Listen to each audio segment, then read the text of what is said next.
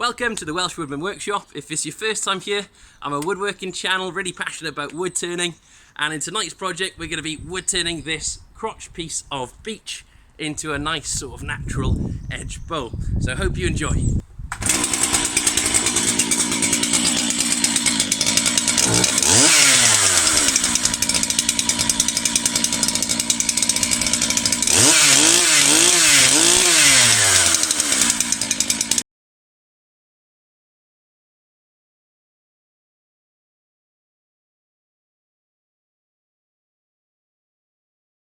So chisel out a little groove to put a faceplate on, and I've driven in some rather chunky wood screws. So we're going to get this faceplate attached to the lathe, then we can start turning the back profile and then the front profile. I'm hoping to keep some of this natural edge stuff on the top as a part of the design. We've got them onto the lathe. It's very much out of balance and not round, so it's going to be a little bit of a challenge to turn. If I wanted to make my life easier and I just wanted a simple round bowl, I'd probably cut that into the round on the bandsaw. But we're going to turn this and see what we can get out of it. So I'm going to be wearing a respirator and a helmet sort of thing to keep my lungs and face nice and safe. I'm going to be doing most of my work with an Irish grind bowl gouge or Celtic grind. Let's bring it over and we can start facing off the bottom of this, so taking the corners round. We can put the speed up a little tiny bit. Really slowly removing material. So I'm using just the tip, the nose, or just tiny bit of the wing there to cut. I've got my handle down close to my body, so I've got the support to move.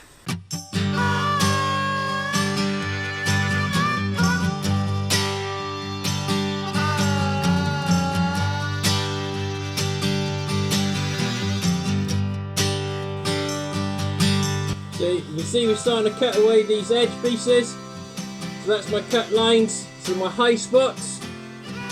And I keep going until I take the low spots out. I've got a nice even wall, we can go from there then really.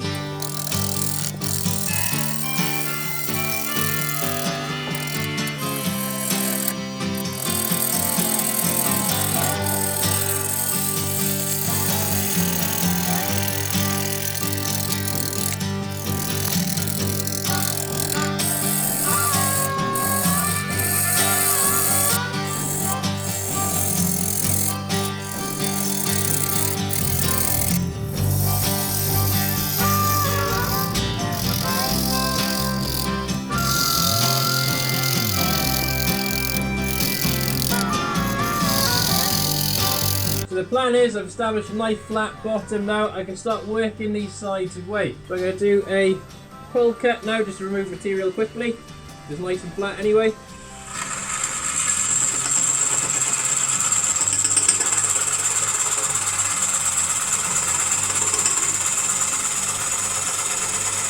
I'm going to do a push cut as soon as we get to those wings. So I'm pushing in, trying to rub the bevel edge of that grind there, the bevel.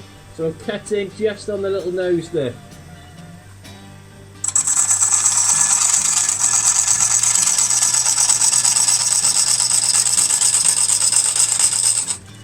Now as soon as the tool starts to reach over the tool rest so far, it's going to cause a lot of vibrations even with the handle down.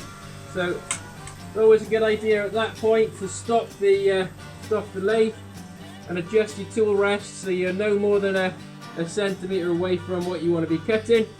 After you've adjusted your tool rest, always give them a spin around, make sure it's not going to knock it.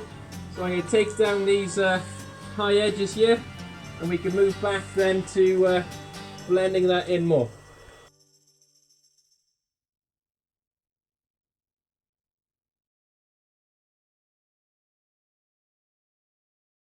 So here's the sort of shape we're getting. So we've got a nice long sort of wing going off there into a point. Now, unfortunately with the chainsaw, when it was cut off the tree, it was an angle cut in, but I quite like that thin wing, so I'm not going to turn this away. I'm going to try and blend it in, I think, with one of my power carvers, see how well that works. If it goes wrong, we can always turn it back. But you see we're getting this lovely sort of grain pattern where those two crotch pieces come together.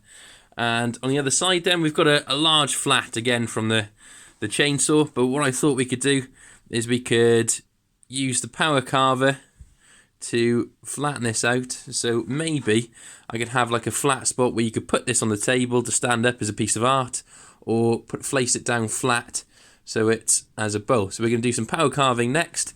You can see it's quite an elegant thin point this comes to with a transition into the bark. That's the next step. So what I'm going to take the bulk of the material away with is this saber-tooth power carving attachment. So this just fits onto your angle grinder. It's got these like, I think it's carbide, I think, sort of little points in there that cut into the piece. So I haven't had a go at this yet, so we'll see how it works on the lathe.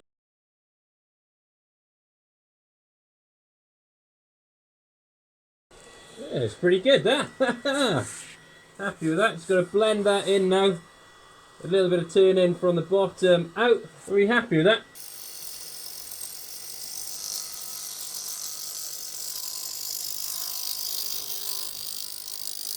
Going to use a parting tool to cut in a mortise.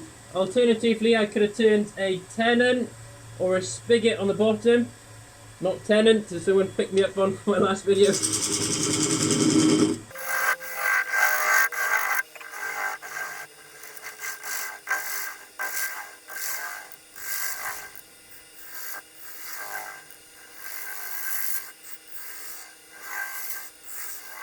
So here's the final shape on the outside. So we've got this lovely wing up there.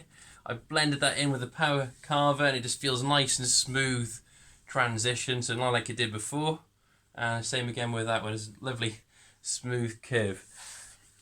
Right, put a little bit of wax on this, so no sanding sealer, just a little bit of paste wax, and that'll help control the drying process, so help the water evaporate slowly from this, and we shouldn't get too many extreme warps and things like that then, hopefully. So I'm going to turn this around now, so I've got my tiny little mortise in there. I'm going to be using some pin jaws, but they're pretty sturdy ones, so I should be able to hold this no problem. Normally you'd put a nice big tenon on something this, especially as it's unbalanced.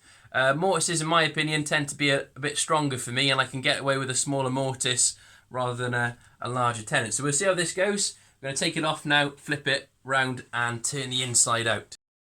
So just lifting round, we got the easy bit now, just hollowing out the inside. And I'm going to use a 40-40 grind to help me do that.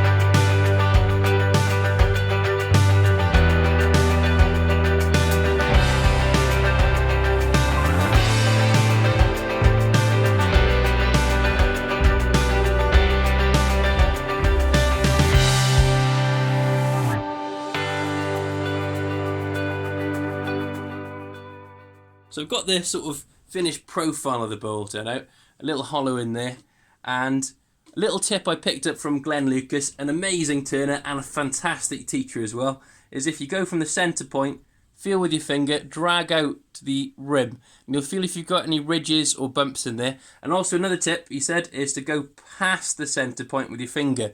Now you'll feel if you've got a little dip in the bottom, or a tiny bump maybe, and it should be a seamless sort of transition from the middle to the edge. So I've got a slight little tiny ridge in there I'm going to deal with, and ever so slightly a tiny bump there. So I need to lower my tool down a little bit and blend that in.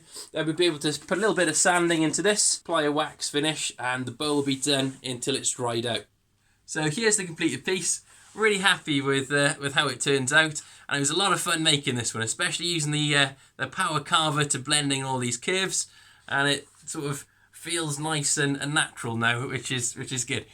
Quite happy with the fact that I managed to keep the moss on the bark as well, so very naturalistic looking bowl, and it's really unusual it not being in the round. I like that. I think I'm going to do more sort of pieces like this in the future. So the bottom of the bowl then, I'm going to be sort of hiding that up with one of my little laser cut logo discs after the bowl's dried out. So this is very much just a green turn bowl at the moment. After it's dried out, we'll mount it back on the lathe and do some sort of finishing turning and add a shinier sort of finish to this. But have a look at the grain pattern in there. It's gorgeous because of the crotch piece. Really happy with this. Thank you so much for watching. Hope you've enjoyed it and maybe picked up a few tips and tricks along the way. If you have enjoyed it, please consider supporting me in subscribing to my channel by hitting the link there, and that really helps me out in getting more videos like this your way. So I hope you have a great night. Diolch yn fawr. Nos da.